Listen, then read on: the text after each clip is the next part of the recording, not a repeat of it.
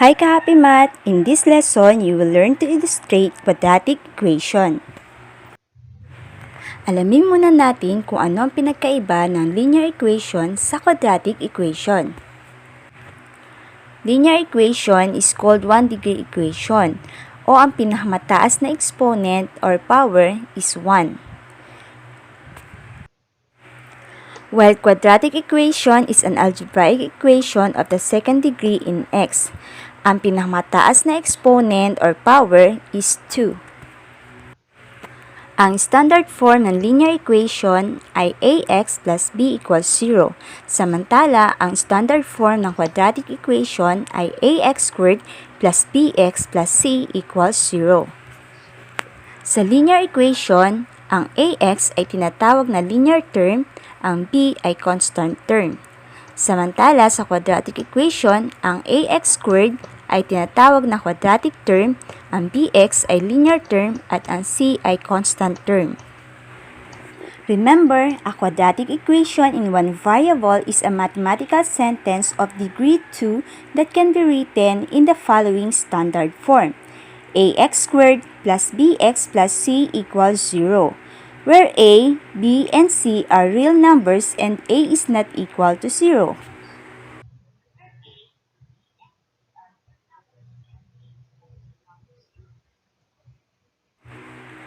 Why do you think a must not be equal to 0 in the equation ax squared plus bx plus c equals to 0? Kapag ang a sa quadratic equation na ax squared plus bx plus c equals 0 ay naging 0, hindi na ito matatawag na quadratic equation, kundi ito ay matatawag na linear equation. The following are examples of linear equation. Example of quadratic equation. 2x squared plus 5x minus 3 equals 0. Where 2x squared, yung tinatawag natin quadratic term, positive 5x ay linear term, at negative 3 ay constant term. Now to get the value of a, b, and c in quadratic equation, ang value ng a ay makikita natin sa quadratic term. Dito, ang value ng a ay positive 2, while the value of b equals positive 5.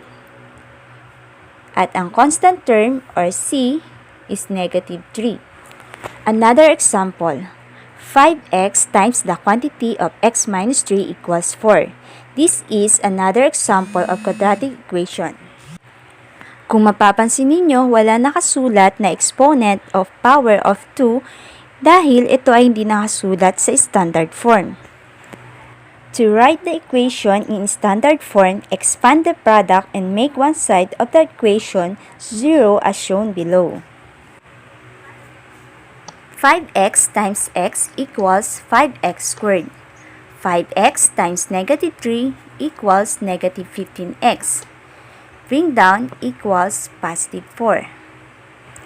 Next, use addition property equality to make one side of the equation 0. Ibig sabihin, mag-a-add tayo ng negative 4 sa magkabilang side ng equal sign para mag-equal sa 0. Now, the standard form of 5x times the quantity of x minus 3 equals 4 is 5x squared minus 15x minus 4 equals 0. Ang 5x squared ay tinatawag natin quadratic term. At ang value ng a ay makikita natin dito sa quadratic term, which is positive 5. Next ay negative 15x. Negative 15x ay linear term at ang value ng b ay dito natin makikita. Value of b is negative 15. And negative 4 is what we call constant term at ito ang value ng c. c equals negative 4.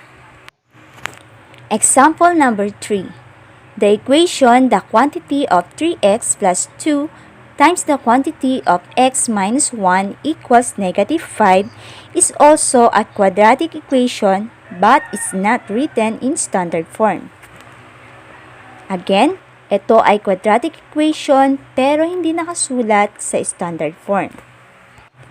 Katulad ng ating example sa number 2, maaari natin itong isulat sa standard form by expanding the product and making one side of the equation 0 as shown below. To expand the product, maaari tayong gumamit ng FOIL method. 3x times x equals 3x squared. 3x times negative 1 equals negative 3x. Positive 2 times x equals positive 2x. And positive 2 times negative 1 equals negative 2.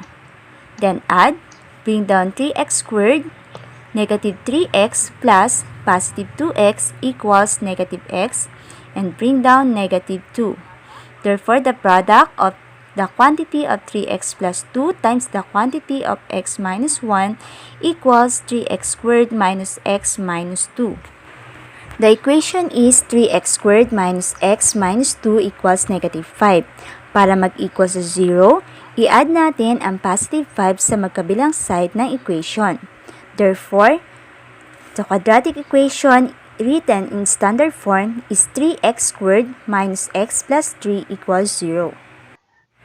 Next, identify natin each term.